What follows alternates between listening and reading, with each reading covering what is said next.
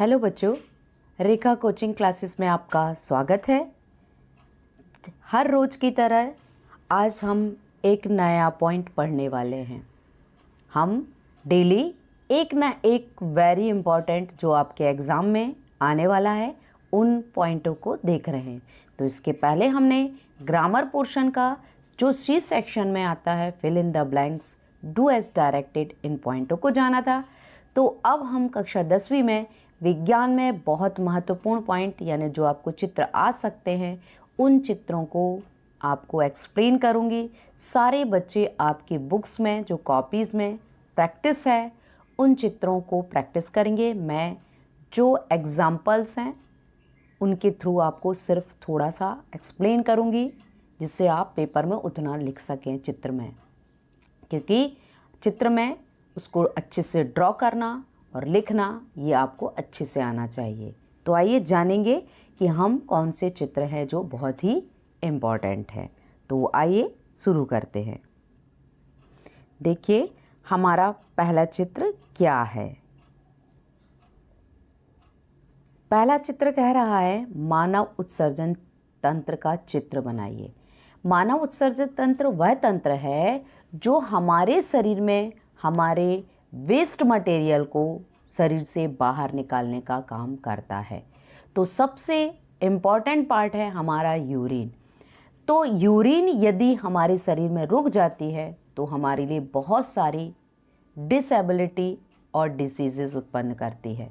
तो बच्चों याद रखिए, तो ये उत्सर्जन तंत्र हमारे लिए उत्सर्जी पदार्थों को शरीर से बाहर निकालने का कार्य करता है जिसे हम वृक्क कहते हैं। तो वृक्क के द्वारा उसमें देखिए संरचना में क्या क्या पार्ट हैं, आपको इतने नाम लिखने हैं और चित्र बनाना है। तो पहला दायां वृक्क, दूसरा तरफ देखिए बायां वृक्क, उसके बाद धमनी। धमनी में आप याद रखिए उसका कलर रेड है और सिरा में ब्लू कलर है। तो सेम ऐसा ही होता है। और इसके नीचे जो है आप देख रहे हैं दोनों ओर जो नली जैसे संरचना दिखाई दे रही है उसे बोलते हैं मूत्र नलिका। जो यूरिन है बनकर वृक्क में आती है और वहाँ से नलिका के द्वारा मूत्राशय में एकत्रित हो जाती है और फिर मूत्र मार्ग के द्वारा बाहर कर दी जाती है।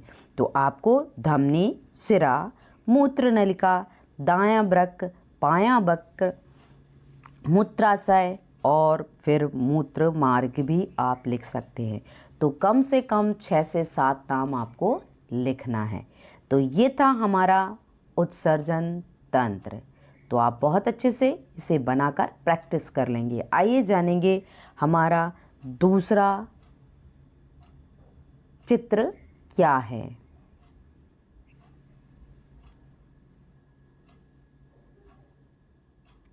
मानव पाचन तंत्र। देखिए मानव पाचन तंत्र में आप ये याद रखिए किस तरह से, तो आपको इस पाचन तंत्र में याद रखिए यकृत, मुख के ऊपर जो है ग्रसनी, उसके बाद ग्रशिका, उसके बाद जो है आमाशय, छोटी आंत, बड़ी आंत, उसके बाद रेक्टम, सारी चीज़ों को ध्यान रखना है। तो देखिए आपको ड्रॉ करना है किस तरह से। देखिए पाचन तंत्र में सबसे पहले जो क्रिया है वो मुख से स्टार्ट होती है। उसके बाद ग्रसनी, ग्रशिका, आमाशय, यकृत, पित्ताशय, बड़ी आंत, छोटी आंत और रेक्टम और फिर उसके बाद एनस। कम से कम इतने नाम आपको लिखने ही हैं। तो बच्चों आप जो कॉपी में चित्र बनाया है उसे अच्छे से प्रैक्टिस करेंगे और चित्र बहुत नीट एंड क्लीन बनाकर आप उसका नामांकन करेंगे। तो ये था आपका पाचन तंत्र। आइए जानेंगे अगला चित्र क्या है। देखिए अगला चित्र हमारा है तंत्रिका तंत्र का चित्र। देखिए तंत्रिका तंत्र जैसा आपको दिखा रही हूँ सेम वैसे ही बनाना है और उतने नाम आपको लिखना है। तो आप देख रहे हैं तंत्रिका तंत्र में प्रारंभ में मध्य में एक गोलाकार संरचना है जिसे केंद्रक कहते हैं। केंद्रक के नीचे छोटे छोटे डॉट्स रहते हैं जिसे कोशिकाएं का काय कहते हैं। और कोशिका काय के जस्ट बाहर की ओर आप देख रहे हैं शाखाएं से निकली हैं, धागे नुमा संरचना है जिसे द्रुमिका कहते हैं। ये द्रुमिका जब नीचे की ओर आती हैं तो तंत्रिकाक्ष का निर्माण करती हैं और तंत्रिकाक्ष विभाजित होकर तंत्रिका का अंतिम सिरा बनाती हैं। तो आपको इतने पॉइंट चित्र बनाकर लिखना है। तो ये है आपका तंत्रिका तंत्र। तो आप बाकायदा बिल्कुल परफेक्ट जैसा आप मैं बतला रही हूँ वैसा बना के प्रैक्टिस कीजिए और पूरा इतना ही वर्णन करना है। और वर्णन करने आता है चित्र सहित तो आपको चित्र ये बनाना है, वर्णन आपकी कॉपी में जो एक्सप्लेन किया है, नोट कराया है मैंने, उसे ही लिखना है। जानेंगे अब हमारा अगला चित्र क्या है। तंत्रिका के बाद देखिए अगला चित्र हमारे मस्तिष्क का है जो हमें सारी सूचनाएं देने का कार्य करता है। तो मस्तिष्क में भी आप याद रखिए मस्तिष्क 3 भागों में बटा है, अग्र मस्तिष्क, मध्य मस्तिष्क और पश्च मस्तिष्क होता है। तो आप सारे नाम बिल्कुल नीट एंड क्लीन दिख रहे हैं। तो सारे बच्चे इसी तरह से चित्र बनाएंगे और नामांकन करेंगे। हाइपोथैलेमस, प्यूस ग्रंथि, पोंस बैरुलाई, मेडुला ऑब्लोंगेटा, अनुमस्तिष्क, मेरुरज्जु, मध्य मस्तिष्क, कपाल मीन्स खोपड़ी ऊपर का हिस्सा जिसे बोलते हैं, और प्रमस्तिष्क। तो इतने पार्ट आपको लिखकर प्रैक्टिस करनी है। ये मस्तिष्क का वर्णन आपको चित्र सहित करने हैं। अगर 4 मार्क्स में आता है या केवल चित्र बस देता है तो आपको चित्र बनाकर उसका नामांकन बहुत अच्छे से करना है। तो बच्चों प्रैक्टिस आपको पेंसिल से बना कर करनी है, क्योंकि आप सोचो देख लो और बन जाए तो चित्र नहीं बन सकता। आपको चित्र की प्रैक्टिस बनाकर ही करना होगी। तो ये था हमारा अगला चित्र। आइए देखेंगे क्या है। अगला चित्र है हमारा जो धड़कने वाला है वो है हृदय। हृदय हमारा बहुत ही महत्वपूर्ण पार्ट होता है। आप देख रहे हैं ये हमारा हृदय है।